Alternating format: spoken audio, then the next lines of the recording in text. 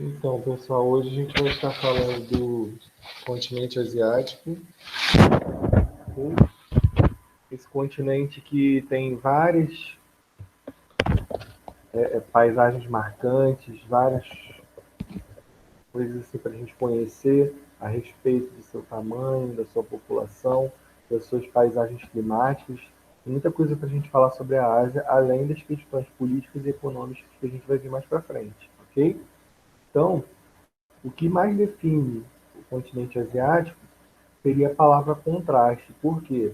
Nós vamos ter uma diversidade muito grande nesse continente. Tá? Primeiro, porque o maior continente do mundo é em território. Vocês sabiam disso?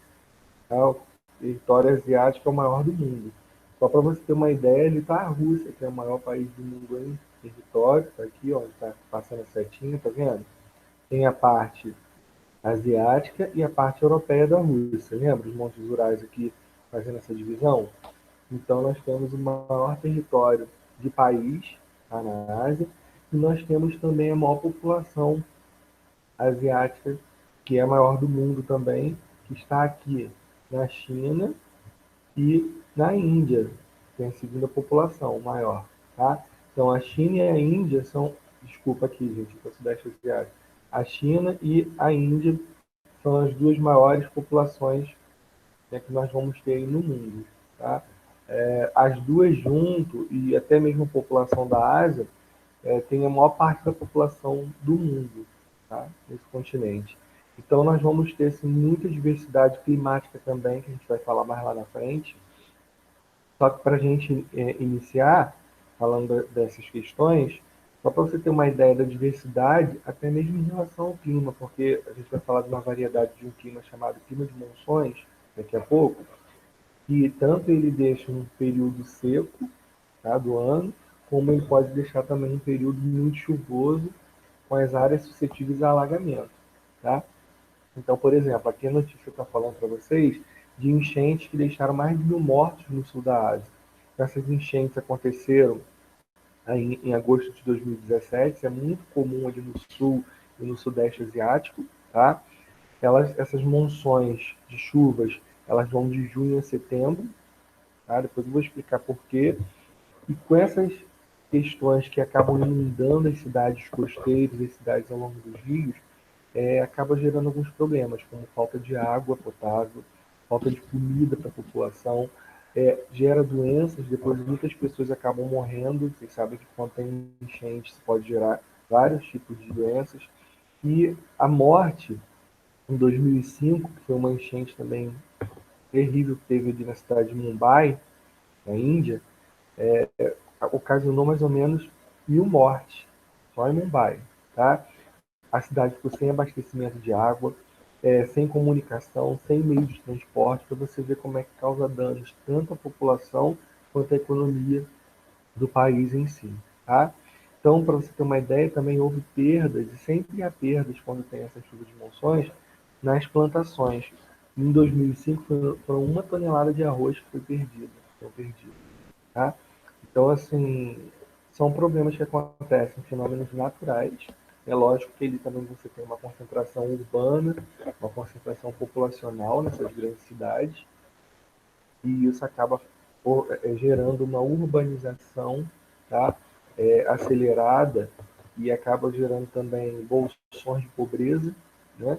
E acaba que não tem infraestrutura necessária. Então, esgoto a céu aberto, rua sem calçamento, e isso acaba gerando vários problemas e até propiciando, no caso, se tiver muitas construções de prédios, de casas, impermeabilização do solo, acaba gerando muito mais alagamentos. Tá?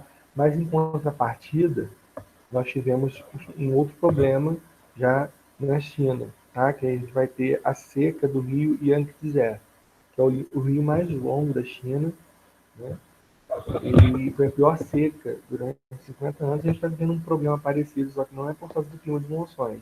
Uma seca lá no sul do Brasil, não sei se vocês estão acompanhando. Tá? Depois a gente comenta sobre isso. Mas essa seca, ela afeta, caso lá na China, muitas pessoas. Tá? Por quê? Porque ela pega o médio leito do rio, né, onde vivem muitas pessoas, mais ou menos em torno de 400 mil pessoas.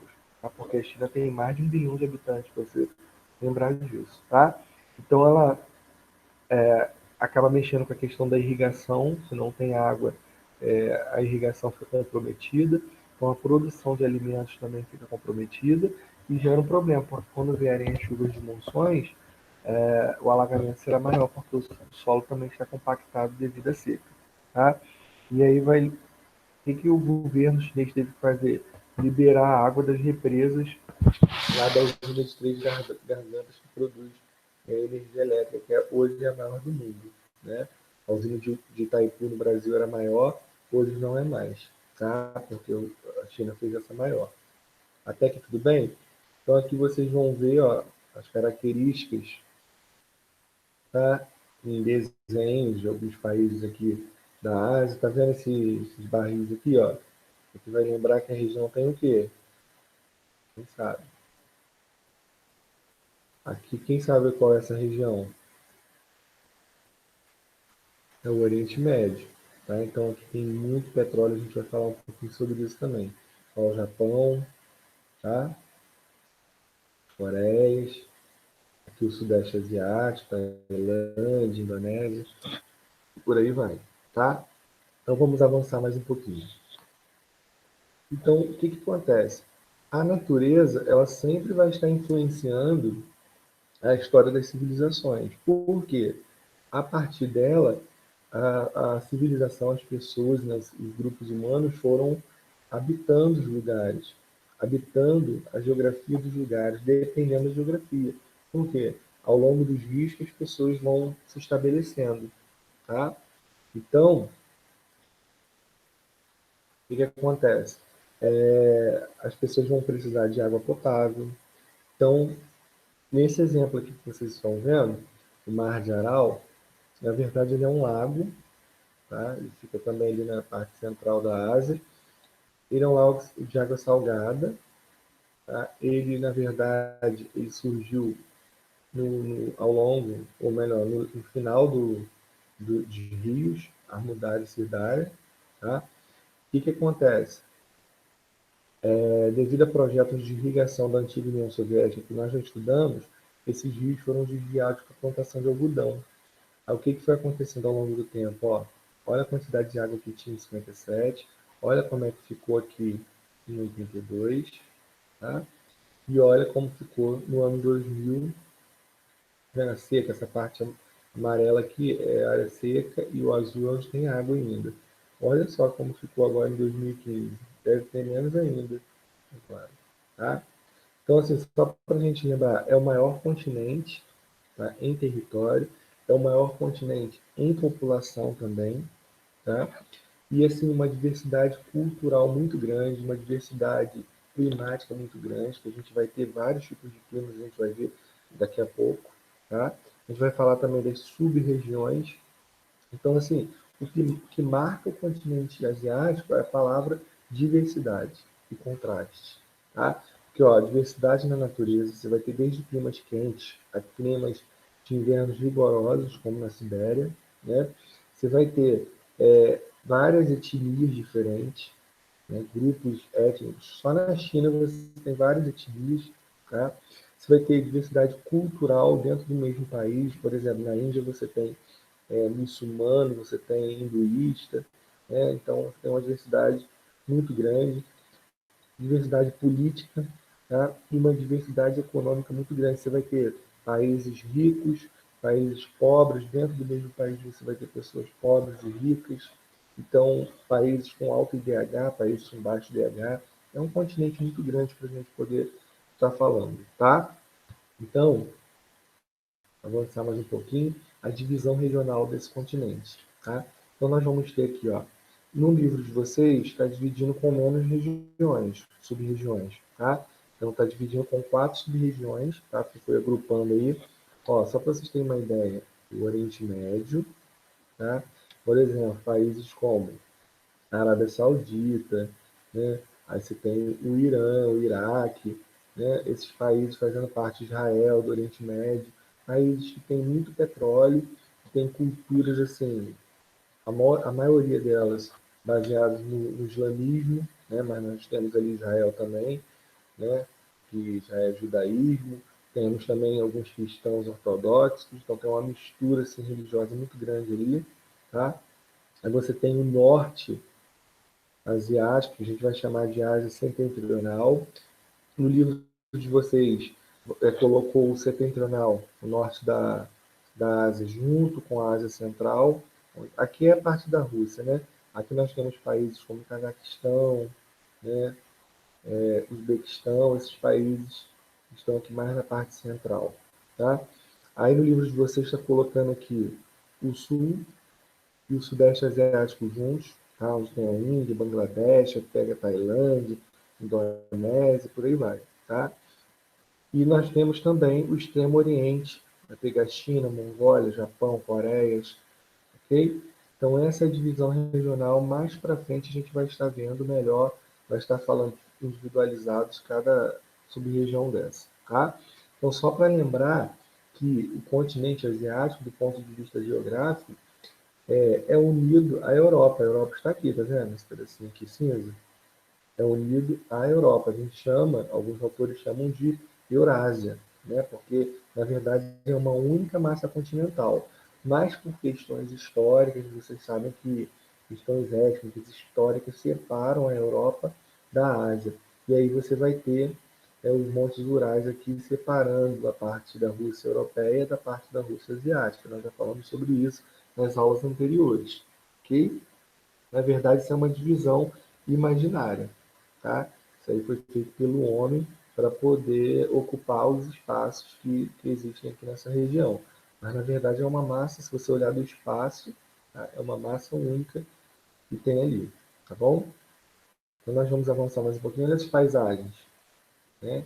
Paisagens lindas, paisagens climáticas totalmente diferentes. Por exemplo, aqui são paisagens mais tropicais, são os países da Ásia próxima à linha do Equador. São países mais quentes, como por exemplo a Indonésia, tá? Uma parte da Tailândia. Essas regiões você vai encontrar áreas assim, paradisíacas, né? Onde foram filmados vários filmes já, né? Aqui você já tem uma paisagem mais congelada, como a Sibéria, tá? Na Rússia. Aqui você tem paisagens montanhosas, como por exemplo o maior monte, né, da Terra, que é a cadeia de montanha do Himalaia, tá, que se encontra aqui na Ásia. Você vai ter também, né, o Monte Everest, tá, na Ásia, também ali no Nepal, na fronteira com a Índia, com a China, né? E áreas desérticas com oásis, né, porque tem muitos desertos. Aliás, a cadeia do Himalaia, né, que é uma formação rochosa recente, as placas tectônicas eles estão se chocando, né? Então elas batem uma na outra, aqueles movimentos convergentes de placas, e uma acaba entrando na zona de subducção da outra. E aí uma vai se dobrando sobre a outra, formando os dobramentos modernos que são essas montanhas recentes, com a cordilheira do Himalaia. Ok, gente? E aí vai formando uma barreira natural para a passagem de massas de ar e vai originando esses desertos que existem ali no continente asiático, a maioria deles. E a gente vai falar mais um pouquinho sobre eles lá na frente. E aqui nós vamos ver o mapa de relevo, só para vocês terem uma ideia. Tá?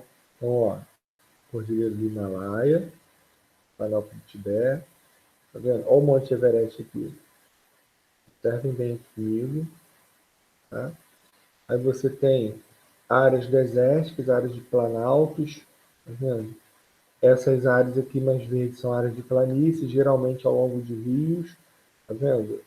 Essa parte norte tem bastante rios na Sibéria, mas são a maioria que estão congelados, né? Devido a estar aqui próximo ao Polo Ártico, né? Glacial Ártico, o Oceano Glacial Ártico, o Círculo Polar Ártico, né? E vocês podem observar que a maior parte do território ó, fica na área entre o Trópico de Câncer e o Círculo Polar Ártico. Então são áreas de climas temperados, lógico, com algumas variações. Aqui já são áreas de climas mais o quê? Tropicais, da linha do Equador até o Trópico de Câncer, tá vendo? Como eu falei para vocês. Tá? Então as maiores áreas aqui, ó, próxima aqui à Cordilheira do Himalaia. Então também nós temos aqui, devido a essa questão de movimentos de placas, A Ásia faz parte do Círculo de Fogo do Pacífico, tá vendo? Muitas regiões, olha o Japão aqui, ó. Japão, partes ali do Sudeste Asiático, Indonésia, tá, né? Filipinas. Essas áreas fazem parte do Círculo de Fogo do Pacífico, onde tem muitas incidências de terremoto, tsunami, tá? E vulcanismo, justamente porque são áreas de fronteiras entre placas tectônicas, ok? Então, são áreas que já tem essa questão da, do tectonismo, né, de terremotos, muito comuns, eles já estão acostumados com isso. Né? O Japão cria até tecnologia para poder construir prédios para vencer terremotos e coisas. Né? E aqui, climas e correntes marítimas, tá? Podem observar, nós vamos observar aqui, por exemplo, essas áreas aqui vermelhas são as áreas mais quentes de clima equatorial, tá vendo? Tailândia, Indonésia, Singapura, esses países aqui mais próximos à linha do Equador, como que é o clima equatorial mesmo, ele é mais quente, mais úmido, tá? Chove bastante. Quem viu aquele filme da Anaconda, eu não lembro, acho que foi um que ele buscava uma flor, não sei se vocês lembram disso. Foi gravado aqui em um desses países, vocês lembram que chovia bastante? Né? É parecido até com a floresta das nossas tropicais aqui, né? O tropical do Mata Atlântica, ou então a Amazônica, é um pouco parecida, né? Não quer dizer que são iguais. Aí nós temos aqui climas tropicais, tá vendo? Essa parte aqui mais bege, tá? Nós temos climas subtropicais, aí você tem algumas áreas mais ao sul e algumas áreas aqui dentro do clima tropical que são subtropicais, tá? Nós vamos ter os climas desérticos, ó, essas áreas mais amarelinhas aqui, climas desérticos, então nós temos bastante desertos. Se você for comparar com o mapa anterior, o mapa de relevo, você vai ver que aqui tem muitas áreas, né, altas, impedindo a passagem de massas de ar. Então, o que acontece? Essas massas de ar que se formam aqui pelos oceanos e mares acabam sendo impedidas de entrar no continente. Por isso que formam desertos. Tá? Aí você tem a área de clima mediterrâneo, a maioria de clima temperado, clima frio, tá vendo?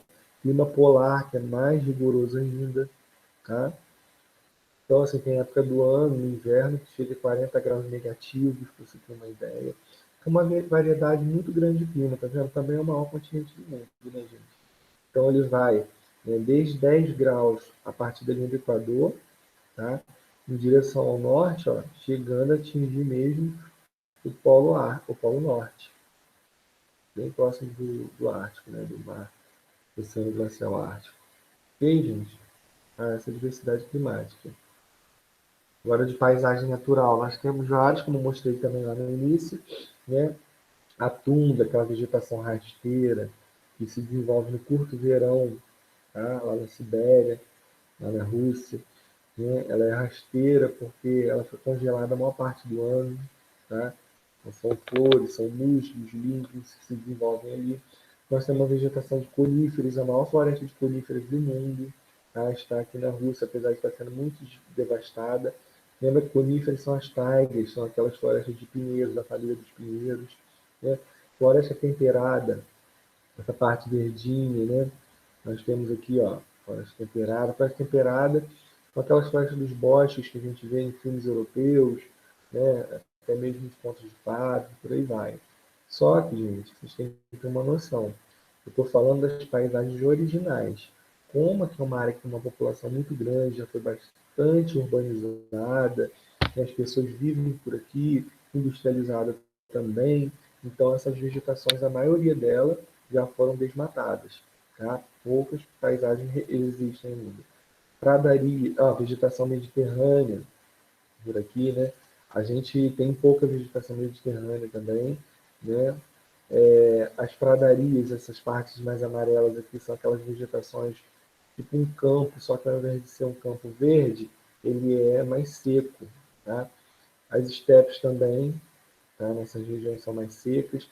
Desertos, essas áreas aqui mais laranjas, tá vendo? Savanas, mais vermelhas no caso, né? Savanas aqui, áreas em verde, tá? Também já foram a maioria desmatadas, deram lugar à cidade. As florestas tropicais também estão sendo muito desmatadas nessas regiões, tá? Mas ainda resistem algumas. Vegetação de altitude e áreas que são cultivadas, tá? Só que as áreas que estão cultivadas estão aqui em rosa, né? As outras áreas são áreas urbanizadas, então praticamente não sobrou quase nada, ok? Avançando mais um pouquinho agora, sim, a gente vai falar um pouquinho sobre as monções, tá? Então, o que, que vai acontecer? As monções, na verdade, é um clima tropical, só que é conhecido lá como clima tropical de monções. Por quê? Ele vai estar aliado à pressão atmosférica, às massas de ar, tá? E essa movimentação durante o ano, tá? No verão, o que, que vai acontecer? Vai ocorrer, presta atenção, ó, baixa pressão na parte dos oceanos, tá? E nós vamos ter, desculpa, no inverno, baixa pressão, tá, nos oceanos e alta pressão aqui no continente, nas cidades, tá, nos países. Aí os ventos eles vão soprar do continente para o oceano. Como está soprando do continente, vocês viram que tem várias áreas desérticas, não vai vir ter muita umidade. Então, praticamente o inverno todo fica sem chover. Ok? E muita ventania. Agora, olha no verão. No verão nós temos uma mudança de pressão. A alta pressão está nos oceanos e baixa pressão atmosférica no continente. E aí tem a ver com a questão da temperatura mesmo. Os ventos eles vão soprar ao contrário, ó, do oceano, trazendo umidade para o continente, tá? Então o continente ele vai estar o quê? Com muita chuva, muita umidade. Então vem aquelas chuvas assim, gente, não é chuva de verão igual no Brasil, que a gente alaga só aquele dia, não. Você imagina chover tipo um mês inteiro, aquela chuva de verão no final da tarde, que alaga São Paulo, que alaga o Rio de Janeiro, né, que às vezes caem barreiras, caem casas. É esse tipo de chuva, só que fica tipo assim um mês e pouco chovendo dessa quantidade, para você ter uma noção, tá? Então, assim, é bem complicado para essa população lá, porque eles estão tendo que sobreviver a isso. Então as cidades ficam alagadas, perdem plantações, né? Mas todo ano, geralmente, acontece essas chuvas de monções. Tem um lado ruim, tá? Mas tem um lado bom, porque para o plantio de arroz é excelente, porque o arroz ele precisa de muita água para ele se desenvolver. Então aquelas áreas alagadiças, isso já na área rural, no campo, favorece um plantio e cultivo aí de arroz. Então, eles são os maiores exportadores de arroz do mundo. Né? Os países asiáticos, principalmente a China, tem uma mão de obra muito grande, a Índia também. Né? Vamos lá. Okay? Agora nós vamos falar sobre os recursos hídricos, como mostrei para vocês. Ó, os rios, tem vários rios aqui na parte norte, na parte da Ásia Central alguns, essa parte aqui mais para o lado leste e sudeste, tá? Da Ásia também nós vamos encontrar alguns rios importantes, só que agora esses rios, uma boa parte deles são poluídos, tá? Ou congelados, no caso desse aqui do norte da Ásia, tá? Então, são rios que são importantes para a agricultura, para navegação, né? Embarcações para poder escoar a produção, né? Até mesmo para rituais em relação a religiões, né? Como o Rio Ganges, que você está vendo aqui, ó, né? Tá? Eu achei interessante trazer isso aqui, estufas no deserto, porque lá em Israel eles produzem, tá vendo aqui, ó, uma grande variedade de produtos agrícolas no deserto, tá vendo? Lógico, com muita tecnologia, tá? Irrigação, tratamento de solo, por aí vai, tá bom? Agora nós vamos falar um pouquinho, já estamos lá na página 328, falando sobre a questão econômica. Tá? Então vocês sabem que a ocupação do continente asiático, que hoje tem a maior população do mundo, na China, na Índia, por exemplo, se deve também à questão do aproveitamento dos recursos naturais. Tá? Então, como eu falei, tem muitos rios, né? Tem também, agora, falando de recursos econômicos, você tem petróleo, a região é o continente maior produtor de petróleo, você vai ter no Oriente Médio, só para vocês terem uma ideia, ó, 12% de barris de petróleo produzido ó, na Rússia, então os países asiáticos, ó, Irã, aí você tem o Iraque, tá? Os Emirados Árabes Unidos, China, Kuwait, tá? Esses países são asiáticos, né? Aqui a Arábia Saudita, então só somando esses aí você vai ter uma grande produção só no continente asiático, pra você ter uma ideia, tá?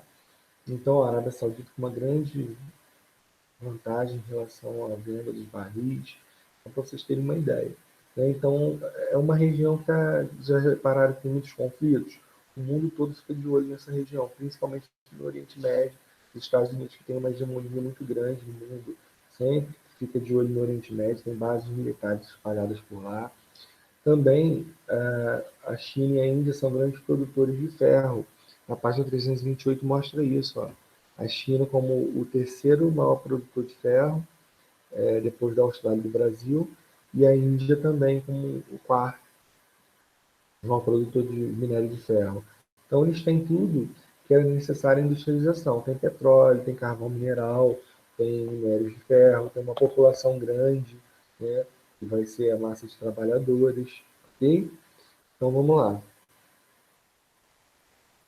Passando um pouquinho, agora eu vou falar um pouquinho das regiões da Ásia que tem uma concentração populacional muito grande, tá? Que são as regiões que são conhecidas como formigueiros humanos. Já ouviram falar disso?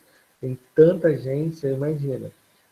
A Índia tem mais de 1 bilhão de habitantes, está em segundo lugar. A China também tem mais de 1 bilhão de habitantes, tem quase 1,5 bilhão de habitantes. Gente, o mundo todo tem 7 bilhões, então você imagina. Tá? Quase 3 bilhões estão aqui entre a China e a Índia. Então, uma população gigantesca nessa região, Sudeste Asiático também. Tá? Então, por exemplo, a China, a Índia, Indonésia, que está em quarto lugar aí, Paquistão, em quinto lugar, né? Bangladesh, a própria Rússia tem uma população expressiva, Japão, né? Países grandes, né? Com população grande, do Vietnã, o Irã, a Tailândia. Então, são países com grande população. E quando nós verificamos assim, as fotografias, os lugares, olha a população como é que é enorme. Tá? Tem essa quantidade de pessoas pelas ruas. Já viram o trânsito da Índia como é que é? Isso é até engraçado. Tem muita gente, muita bicicleta, muito carro. Né? Aqui já é uma paisagem na China, né? Para você ver a concentração de população lá nas grandes cidades. Tá? Mas isso gera problemas também, né? Esses países, existem países na Ásia que são mais ricos e países que são mais pobres, tá? Até porque o continente é muito grande. A gente vai falar agora dos contrastes econômicos, socioeconômicos, né, da região, tá?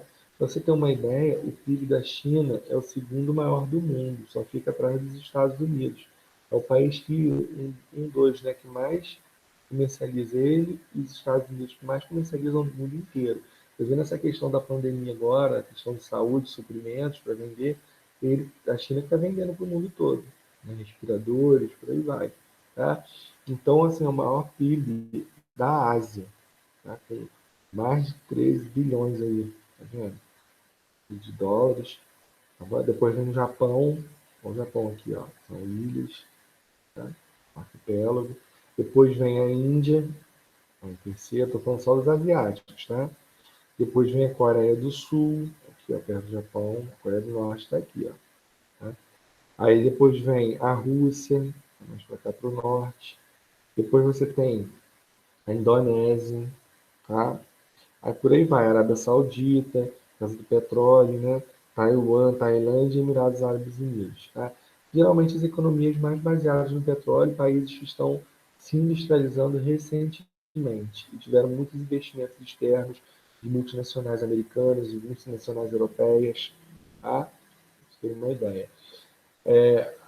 A maior parte desses países tem a agricultura como base, principalmente o plantio de arroz, como vocês estão vendo aqui, mas nós temos países como o Japão, que tem assim, um parque industrial muito grande, né? Moderno, robotizado, como vocês estão vendo aqui, tá? Uma mão de obra bem especializada. Interessante que, se você for ver a história do Japão, depois da Segunda Guerra Mundial, apesar de ter sido atacado pelos Estados Unidos com duas bombas atômicas, os Estados Unidos vão investir pesado durante a Guerra Fria no Japão, justamente para o Japão continuar capitalista e um parceiro dos Estados Unidos lá na Ásia, tá? Porque a China, na sua história, vai se tornar socialista, né? E vai ter apoio da União Soviética.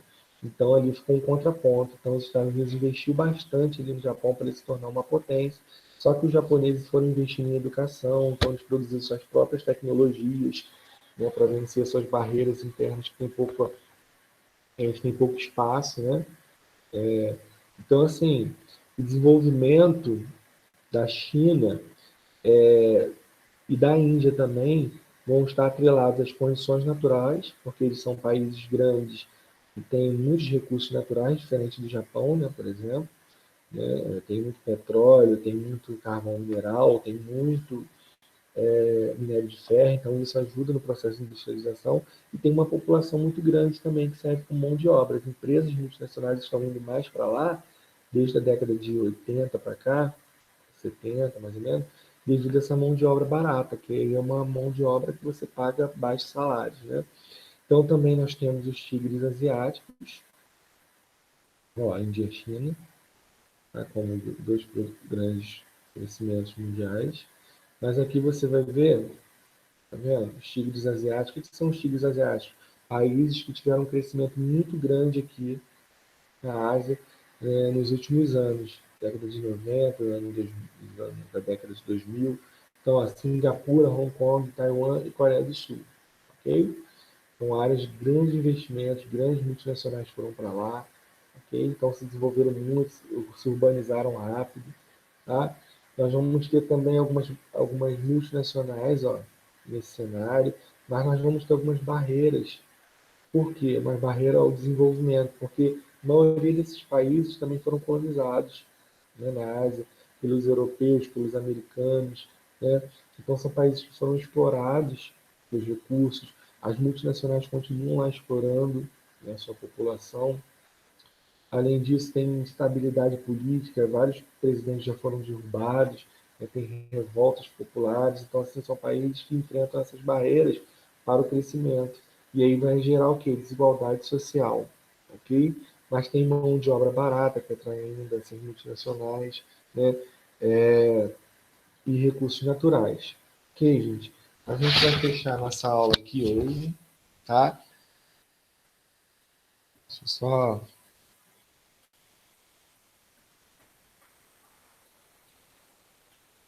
Já vai falar dos nossos trabalhos. Guardem só um pouquinho.